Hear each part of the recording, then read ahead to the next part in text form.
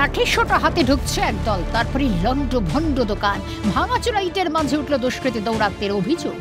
ভেঙেছে কিছু দুষ্কৃতী, তারাই এইটা কাজ করেছে। মুসলিম বলে একজন তার নেতৃত্বে করেছে। মুসলিম হলো তার, সে এখানে নির্দলে জিতেছে। বিগত দিনে 5 বছর আমার স্ত্রী এখানকার জেলা পরিষদের মেম্বার, উন্নয়নের দিক থেকে মমতা বন্দ্যোপাধ্যায়ের নেতৃত্বে এই 5টা জিপিতে আমরা কাজ করেছি।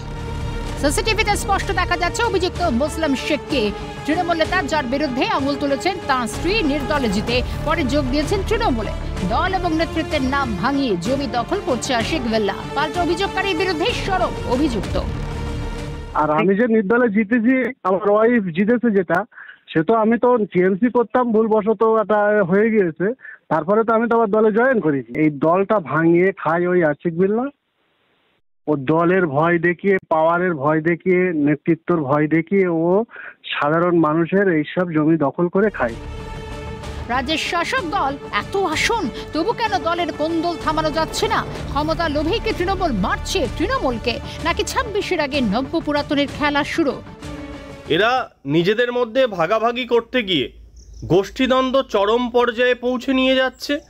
সারা পশ্চিমবঙ্গ জুড়ে এরকম ঘটনা ঘটছে। এখন আমাদের পুলিশের পদক্ষেপের প্রতি নজর থাকবে।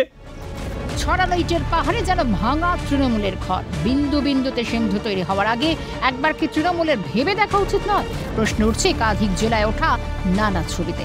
শামীম মোল্লা রিপোর্ট, ক্যালকাটা নিউজ।